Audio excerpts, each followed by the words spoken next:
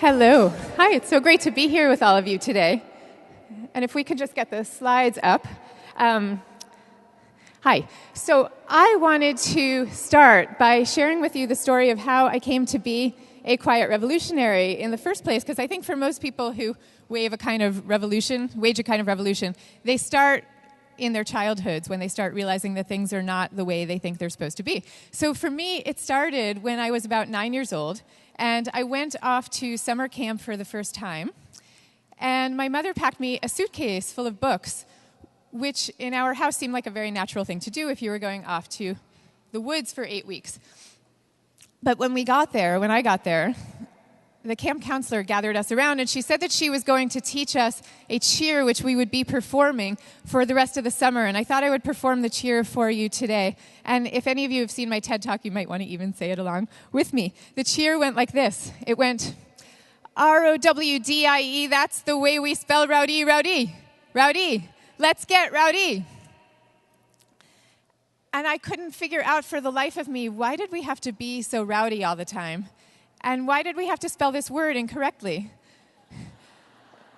But, I just recited the cheer along with everybody else, and I kept on reciting it all summer long, and for the rest of the summer I was kind of trying to be my best version of a rowdy camper and an extroverted camper, and I did this not only for the rest of the summer, but I really did this for the rest of my childhood, and the rest of my adulthood, really, too. And so I ended up becoming, for a while, a corporate lawyer, instead of the writer that I had always longed to be, partly because I was trying to be this more extroverted version of myself. And I came to believe that this was a big mistake, that it was a mistake to try to be somebody who I was not. But more than that, it was a mistake that we are all making as a culture. It's a mistake when we try to ask introverts to be extroverts. Now, this statistic might come as a surprise to you, but 1/3 to a half of the population is introverted. 1/3 to a half, so that's 1 out of every 2 or 3 people you know. And we are not making the most of these people's hearts and minds. And that's really what I want to talk to you about today. But before we do that, I think we should start by asking you to think about who you really are. Where do you fall on the introvert-extrovert spectrum?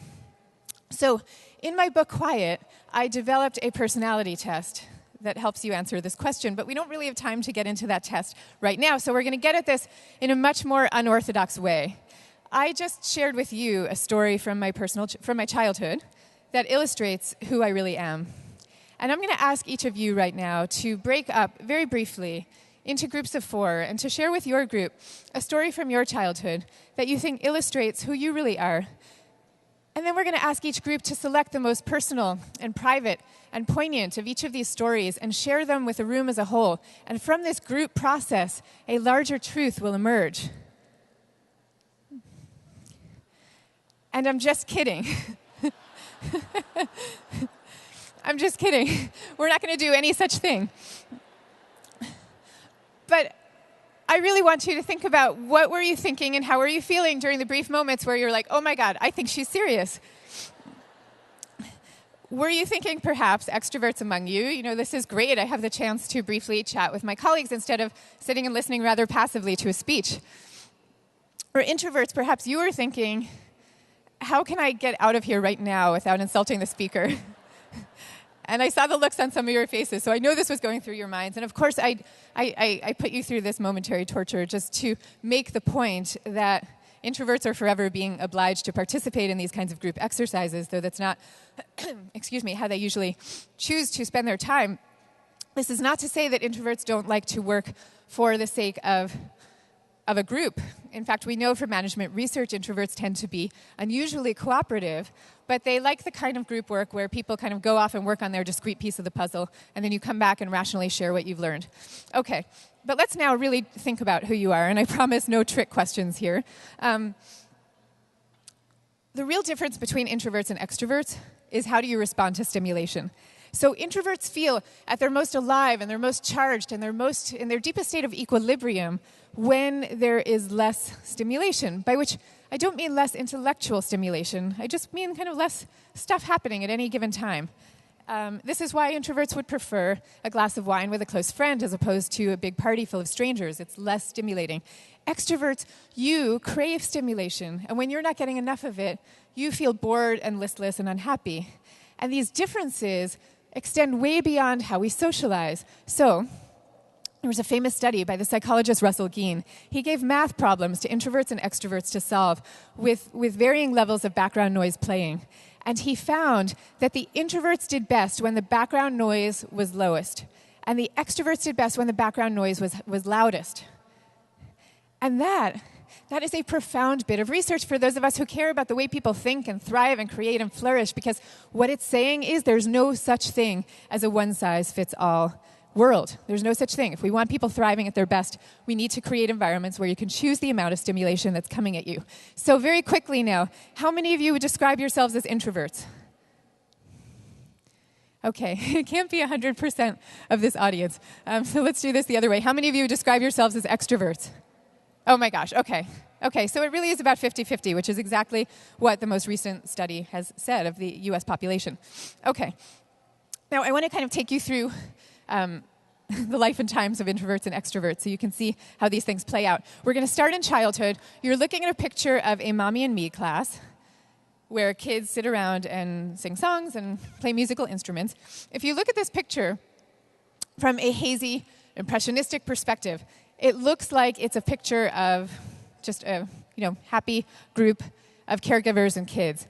But if you look at it more closely, you see the fundamentals of human social dynamics. Because what you see is that some of the children are clinging rather closely to their parents' sides, and others of the children, like the little guy in the red jumpsuit in the middle of the room, he has no idea where his mom is. And that's perfectly okay with him. He's a more kind of bold, exploratory character.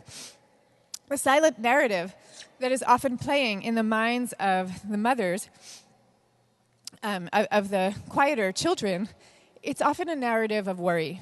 It's a narrative that says, my child seems not to be getting as much out of this experience, and maybe that's going to be the story of my child's life. But what I want to say to these parents is there's a lot more going on here than meets the eye, because the children who are clinging and not saying anything, they're not sitting there passively. They are paying a kind of close and acute attention to what's going on. And eventually they will join in. For some it's going to take days, for some weeks, for some months. But when they do, they will have a greater understanding of what's going on, and they'll have a kind of close, subtle understanding of the social dynamics that they're joining. And this style of paying subtle attention to what is going on around them stays with introverted children as they grow older. So when they're a little older, if you give them this kind of a puzzle to solve, where you have two very similar-looking pictures, and the job is to discern the subtle differences between them, introverted children do better on puzzles like these. And in the lab, you can literally see their eyes darting back and forth more frequently, comparing the two pictures. Now, this style is going to stay with them as they grow older. So I want to talk to you briefly about famous introverts and famous extroverts. You're looking here first at famous introverts. You've got Albert Einstein on the left, who famously said, "It's not that I'm so smart, it's that I stay with problems longer." It's the way introverts take in information. In the middle is Wendy Kopp, who founded Teach for America and later Teach for All. She's an amazing leader. And she told me that she understood from a very early age that she would never be a leader by galvanizing force of personality. She said she leads through grit and she leads through ideas. Grit and ideas. And then on the right, we have Warren Buffett, also self-described introvert, really well known for spending many hours alone in his office poring over financial documents, also well known for getting along beautifully with colleagues, appointing great managers under him who help him run his company. So it's kind of this mix of a solitary and collaborative style. Now I want to show you some famous extroverts. And we're looking here at Jack Welch, at Oprah Winfrey, at Sheryl Sandberg. And what I want you to see, to notice about each of these pictures is the broad smiles on all these people's faces, right? Now, what's going on with that? There's a kind of energy, there's a kind of dynamism that makes us feel as if they're going to jump right out of these screens and come in and stand with us right here in person. And, it turns out there's really interesting early research on the neurobiology of introverts and extroverts. Now, we all have in our brains reward networks, and this is the networks in our brains that get activated and excited at the prospect of something appealing. So it could be an attractive stranger across the room, or it could be a business deal you're excited about doing. Your reward networks get excited. And extroverts have more easily activated reward networks than introverts do. It's not to say that introverts don't have them, but it's just, it takes them a little longer to get into that space. And so this is why there is such a wonderful synchronicity between our culture that says, just do it and seize the day. There's a synchronicity between that cultural style and the literal brain chemistry of extroverts. There's much more of a mismatch between the way introverts look at things, which is a kind of look before you leap style, and our culture. But if you think about it, we desperately need both of these types, and in an ideal world, we need both of these types really working together. And in fact, what you see when you look at many successful companies is exactly that. So staying with Sheryl Sandberg for a minute, at Facebook we have Sheryl Sandberg, COO, famously highly extroverted woman, and Mark Zuckerberg, famously introverted CEO. And they work together beautifully because they each have different temperaments and respect each other's domains. Now, I want to talk about how this plays out in terms of creativity. We have an idea now in our culture that creativity emerges from a very gregarious place. But in fact, when psychologists look at who have been the most creative people over time, they almost always find people who are extroverted enough that they can get out and exchange ideas and advance ideas, and they're also introverted enough that they can stay in solitude by themselves. And so you're looking here at Philippe Starck, who says that, he's one of the great designers of our time. He says that every year from May until September, he goes off by himself, and he doesn't go to any parties, he doesn't read any magazines, nothing, because he knows that he wants to be alone and be able to figure out what are the ideas that he and he alone knows about. Now, lots of interesting research on the power of solitude. One interesting thing to tell you about is that brainstorming doesn't work. 40 years of research on brainstorming, individuals who brainstorm by themselves produce more ideas and better ideas than groups who brainstorm together. Now, I want to talk to you also about leadership. How many of you have heard of the idea of level 5 leadership? Okay, it's just a handful of you. And this comes from the work of Jim Collins, who did a famous study where he looked at the top 11 best performing companies in the country, and he wanted to figure out what set these companies apart from their more mediocre peers. And he found that every single one of these companies was led by a leader who had two qualities. On the one hand, they had this great sense of will and passion and determination, and on the other hand, they were described as shy, as quiet, as modest, as low-key, as unassuming, as soft-spoken. This whole constellation of qualities that are really the very opposite of what we normally associate with leadership. So what's going on with that?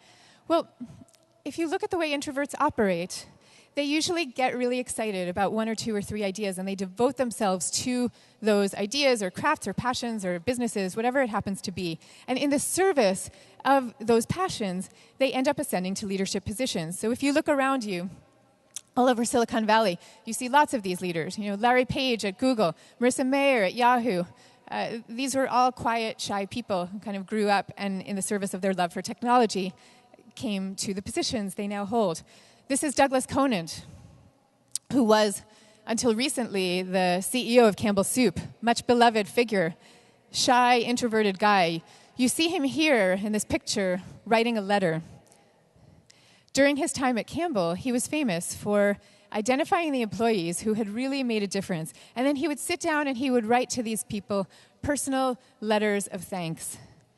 And during his time at Campbell, he wrote 30,000 of these personal letters. 30,000 letters, which, that's amazing. It's an amazing number of letters. It's not the way an extroverted leader would think of communicating or expressing gratitude. It's the way an introverted leader found to do it. We all find our different ways. The point is that there's no one right way. There's lots of ways to get there. And then finally, Gandhi, who was so shy as a child. He used to run home from school every day as soon as class was over because he didn't want to have to talk to his classmates.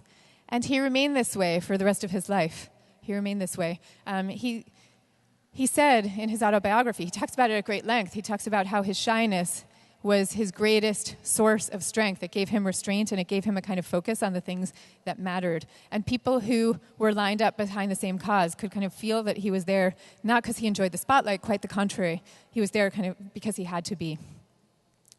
Now,